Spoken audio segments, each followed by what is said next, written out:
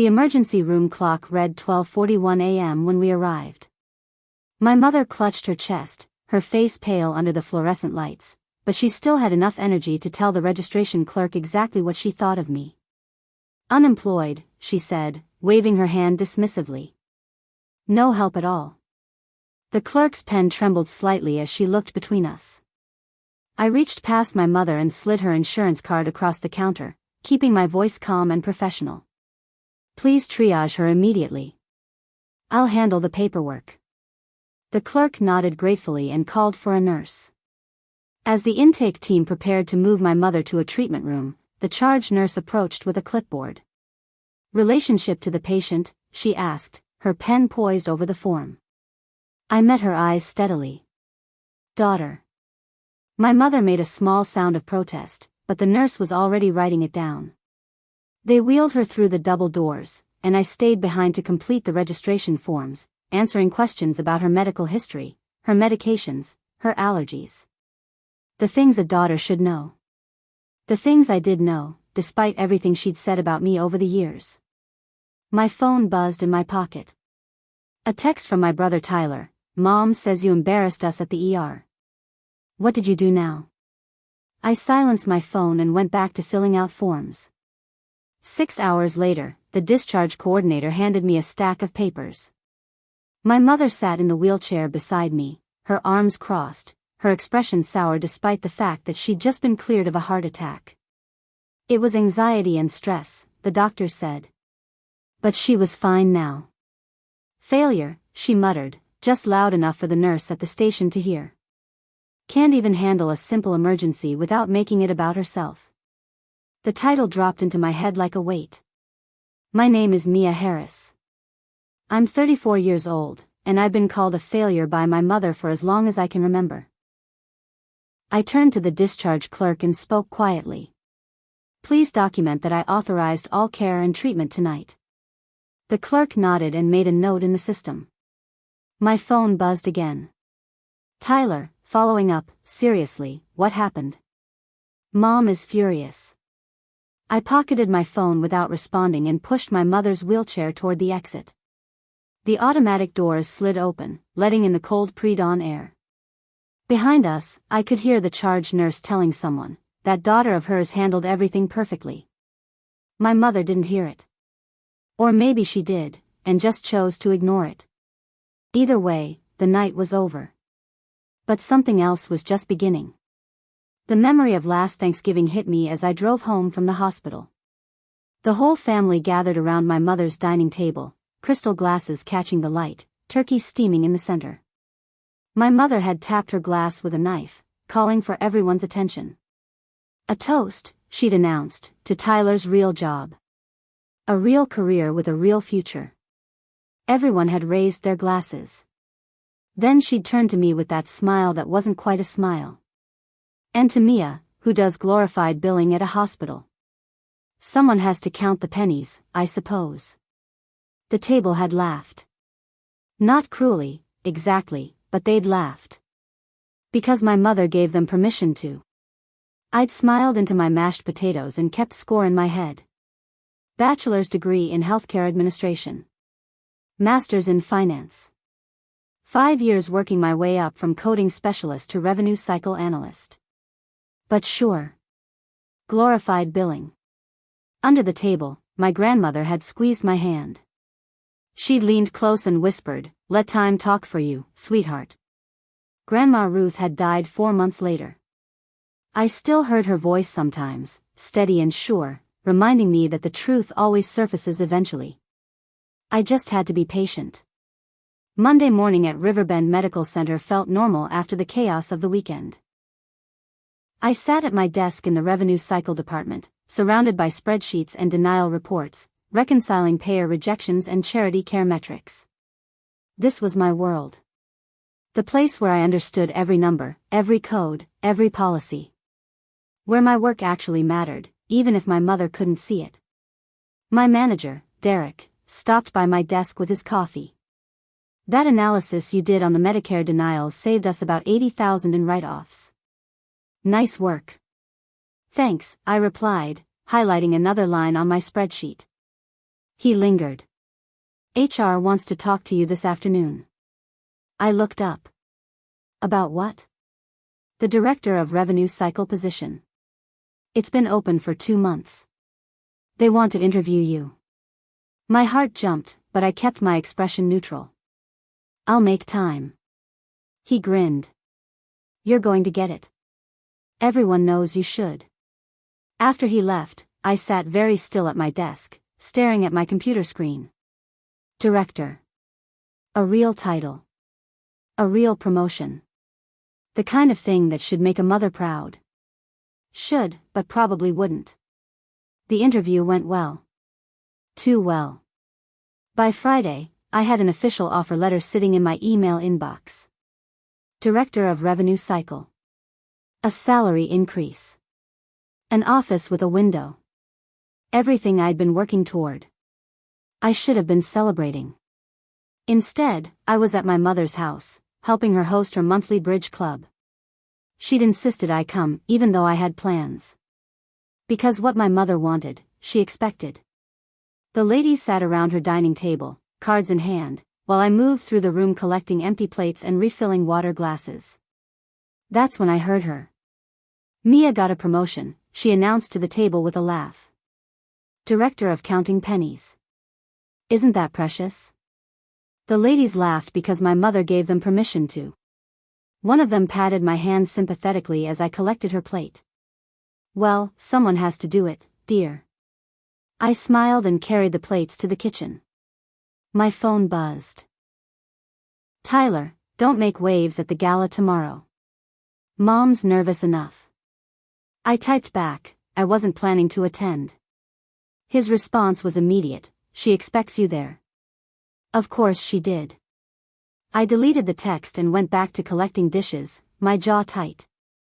The gala was held at the country club, all glittering lights and expensive dresses. My mother wore sequins and held court in the center of the room, surrounded by her friends and admirers. Tyler stood beside her, playing the dutiful son.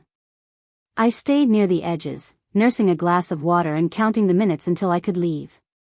Then I saw her stumble. Just slightly, one hand reaching for the table. Her face went pale, and she pressed her other hand to her chest. The room shifted into slow motion. People gasped.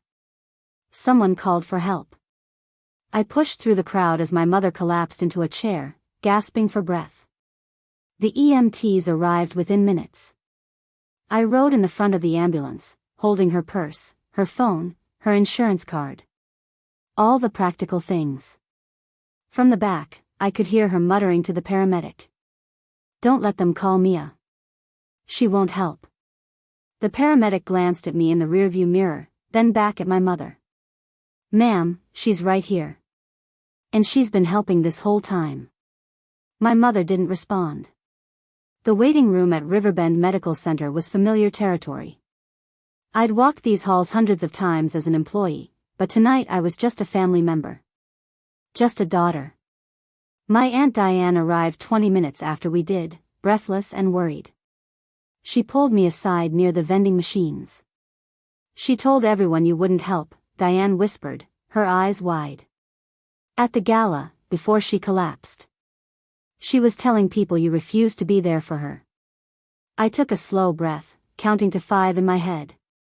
Then I pulled out my phone and opened the Notes app where I'd documented my mother's medications, her allergies, her medical history. Everything the doctors would need. I'm here, I said simply, and handed my aunt the list. Give this to the nurse when they ask.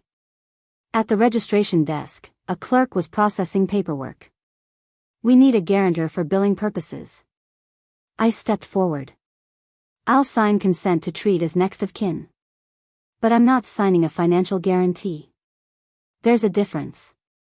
The clerk nodded, understanding. I signed where she indicated and noted the time, 9:47 p.m. Documentation. That was what mattered. Monday morning, I filed an internal recusal from my mother's account. Hospital policy required that employees with family members as patients remove themselves from any financial decision-making to avoid conflicts of interest. I printed the form, signed it, and walked it to the compliance office myself. The director, Paula, countersigned it immediately. Smart, she said, making a copy for my file. Chain of custody established. No one can say you influenced anything. That's the idea, I replied. By Tuesday, rumors had already started circulating. I heard them in the break room, whispered conversations that stopped when I entered. The unit clerk on my mother's floor pulled me aside. Someone's saying the daughter refused to pay the bill, she said quietly. I just wanted you to know it's going around. I thanked her and went back to my office. At my desk, I opened a new document and began recording every interaction, every conversation, every rumor. Dates, times, witnesses. If this was going to become a problem, I'd handle it the same way I handled everything else, with documentation. The family group text exploded on Wednesday. Cousins, aunts, uncles, even my brother's girlfriend. All of them demanding to know why I wouldn't help with the hospital bill. You work there, one cousin wrote. You could at least cover it. Family helps family, another added. I sat at my kitchen table, drinking coffee and watching the messages pile up. I didn't respond. Instead, I logged into the hospital's charity care database and printed a copy of our standard eligibility criteria. Income requirements. Asset limits. Documentation needed. All of it available to any patient who asked, regardless of who they were related to. My phone rang. The hospital's public relations director. Mia, we received a complaint from a family member. Someone claiming you're refusing to help with a patient's bill. Can we talk? Yes, I said. I'll come to your office this afternoon. I hung up and printed another copy of my recusal form. Then I finished my coffee and got ready for work. Documentation, not defense. Thursday afternoon, I had to pick up some files from the fourth-floor nurses' station. My mother was still admitted there, undergoing observation and stress tests. I timed my visit carefully, making sure she'd be in radiology. As I approached the station, I heard voices from her room. The door was cracked open, and I recognized the nurse's calm, professional tone. Mrs. Harris, is there anything else you need before discharge tomorrow? Yes, my mother said, her voice tight. Can I keep my daughter off the paperwork? I don't want her name anywhere on my records. The nurse was quiet for a moment. Then, gently, ma'am, she's already helped you. She authorized your treatment, provided your medical history, and signed consent forms. She's been very professional. Please don't tell her I said that, my mother replied quickly. I stepped back from the door, my chest tight. The nurse emerged a moment later and saw me standing there. Her expression shifted to understanding, then sympathy. I'm sorry, she mouthed. I shook my head and walked toward the elevator. Tyler was waiting there, his arms crossed.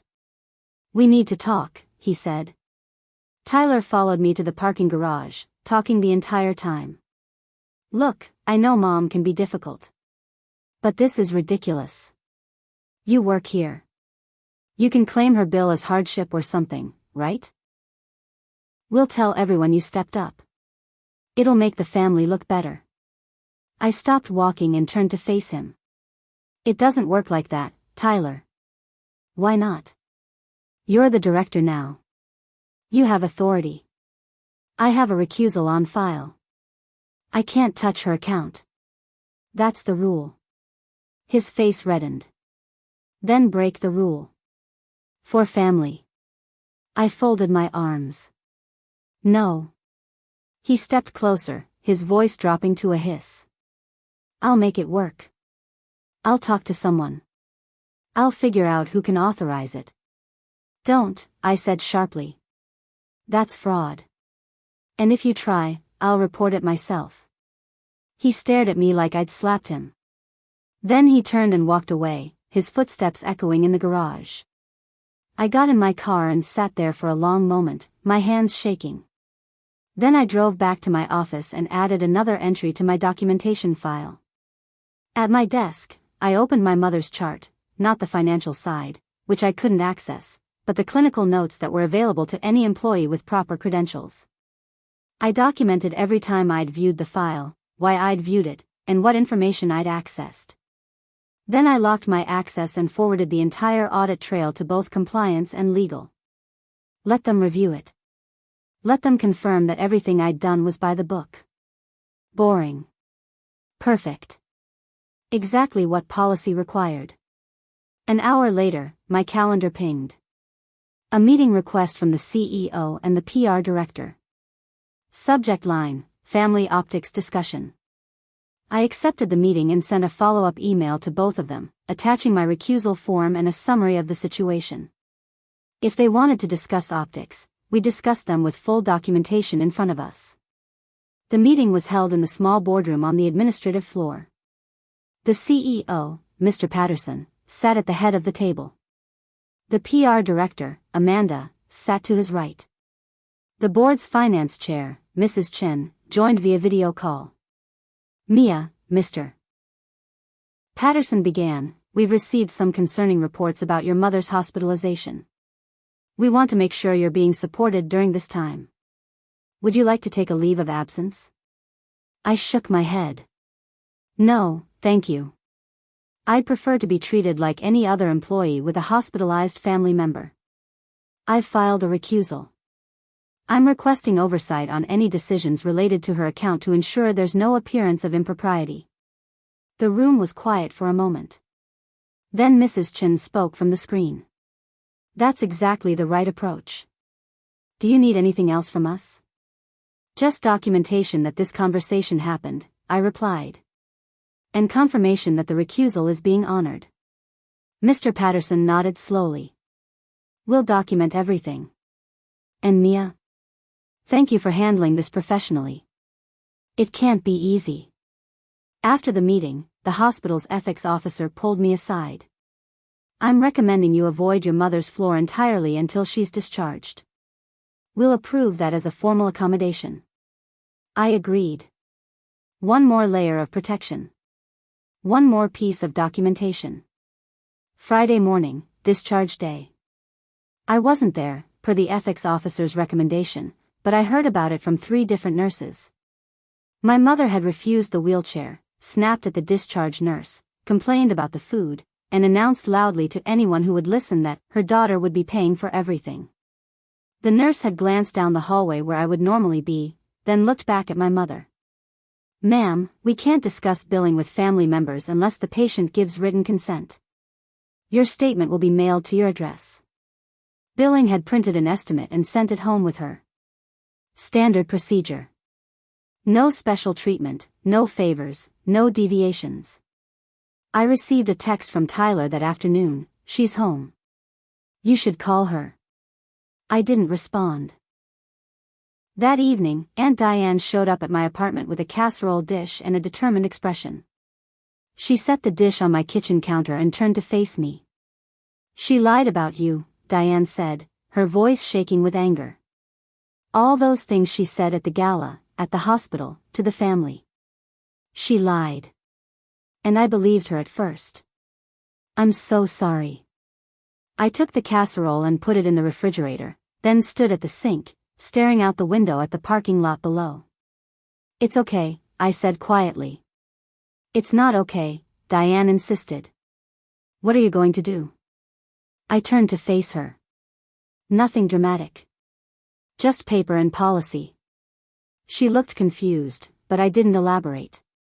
After she left, I called the hospital's legal department and asked about establishing a restricted patient assistance fund.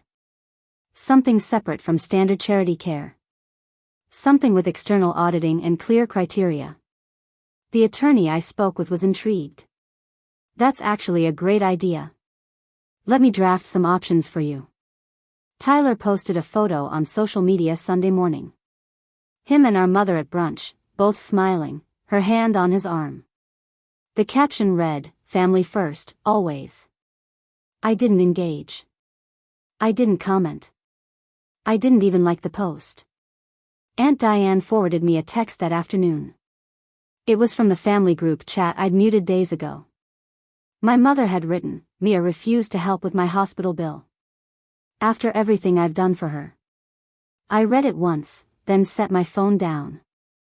I opened my laptop and started a new spreadsheet, calculating how much I could personally donate to seed the patient assistance fund I was creating. $50,000. It would hurt my savings, but it would establish the fund properly. I initiated the wire transfer and sent confirmation to legal, along with a note, to be earmarked for uninsured and underinsured patients, audited externally, with my formal recusal from any approval decisions. Legal responded within an hour. Ethics has approved the structure. We'll have documents ready by Tuesday.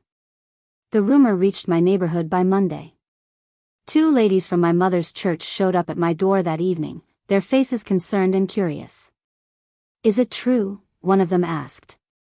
"Your mother said you refused to help with her medical bills." I stepped aside and invited them in. Hospital policy treats everyone the same. No exceptions for employees or their families. I handed them an informational brochure about our charity care program and financial assistance options. Standard materials available to any patient. One of the ladies studied the brochure, then looked up at me with wet eyes. "You gave me these pamphlets last year when my sister was sick. They helped her get her bills covered. I never thanked you properly." "I'm glad they helped," I said. After they left, I received an email from Amanda in PR. She drafted a donor announcement for the new patient assistance fund. Names were optional, she noted. Did I want to be listed? I replied, yes.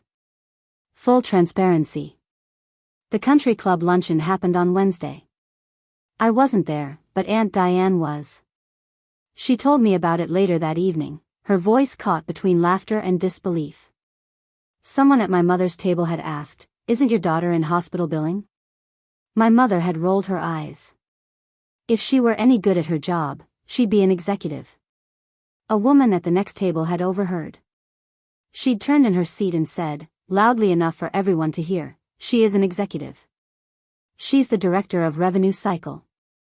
My husband's on the hospital board. They think very highly of her." The table had gone silent. Forks had paused midair. My mother's face had apparently gone red, then white.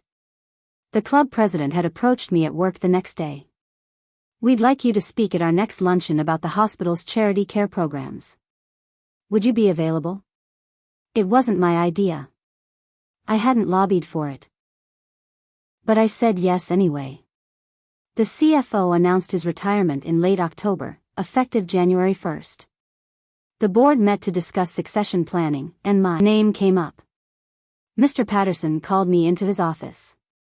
"We'd like you to step in as interim CFO while we conduct a search. Are you interested?" I was 34 years old. The youngest person ever considered for the position. But my audits were clean, my departments ran smoothly, and I'd just established a patient assistance fund that had already helped 6 families in its first month. "Yes," I said. "I'm interested." The interim period lasted 90 days. At the end of it, the board removed the word interim and made the appointment permanent. A standard press notice went out. No fanfare, just facts. Riverbend Medical Center announces new chief financial officer. My mother filed a complaint the next day. She claimed to the hospital's ombudsman that favoritism had kept her bill artificially low and that my promotion was somehow connected. Her bill hadn't even been finalized yet. But she filed the complaint anyway. Compliance launched a review immediately. Not because they believed the complaint, but because they had to document that they'd investigated. Paula from compliance called me into her office. "We're going to do a full third-party audit of your mother's account. Everything from admission to discharge to billing. You okay with that?" "Yes," I said. "That's exactly what should happen." The audit took 2 weeks. An external firm reviewed every charge, every adjustment, every interaction. They compared my mother's case to 50 similar cases from the same time period. The report came back clean. My mother qualified for a partial credit under the standard charity care policy, completely independent of my position or my recusal. The credit amount was actually smaller than what some other patients had received because her assets exceeded certain thresholds. Legal returned a phrase that I had framed in my office: no deviation from standard practice. The complaint was closed. The audit was filed. And my mother's bill moved forward to final processing.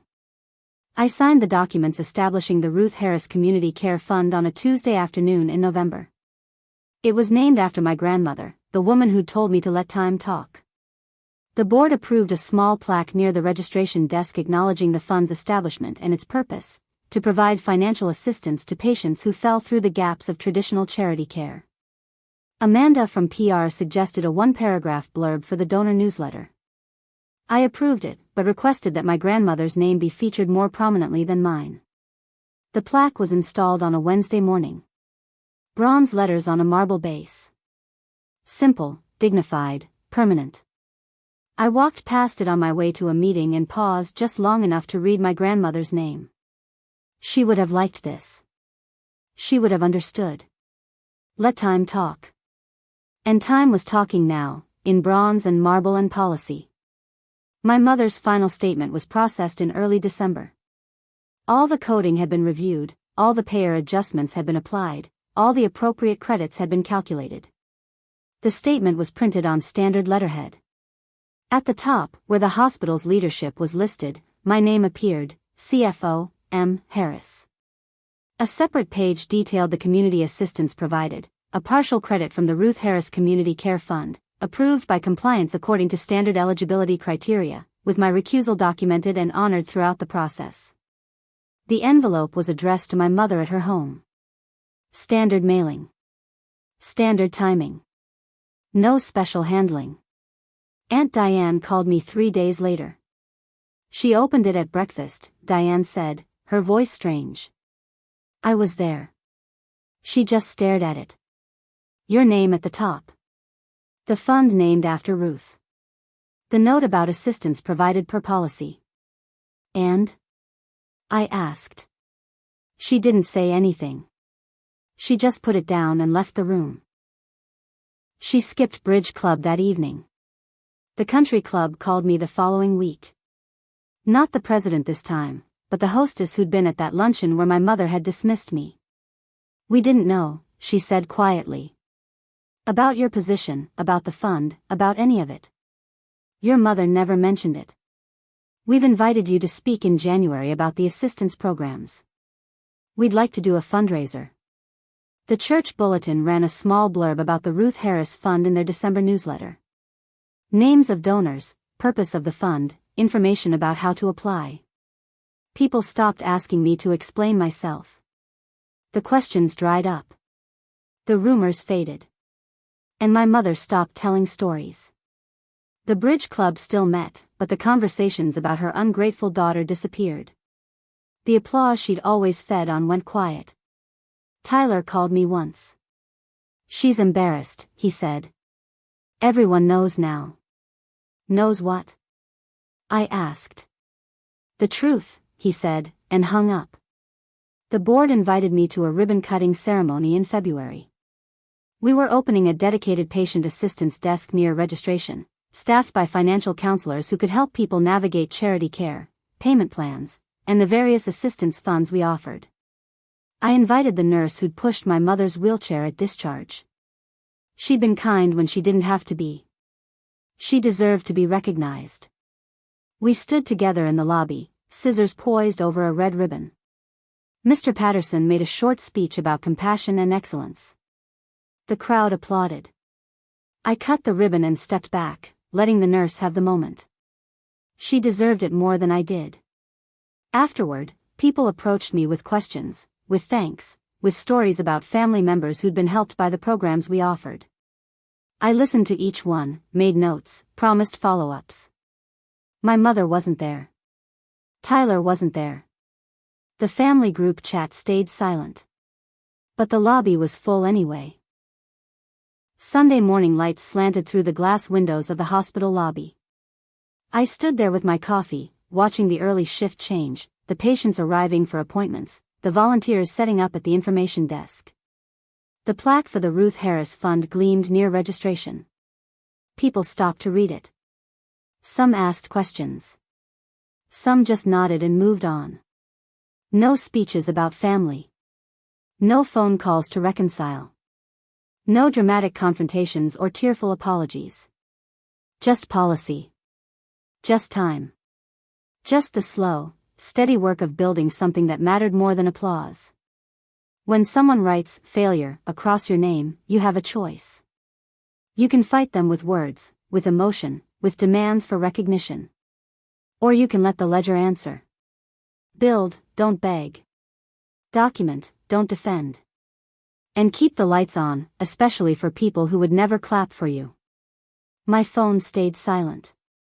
My mother's voice stayed distant. But the fund kept helping people. The programs kept running. The work kept mattering. I finished my coffee and walked to my office on the top floor.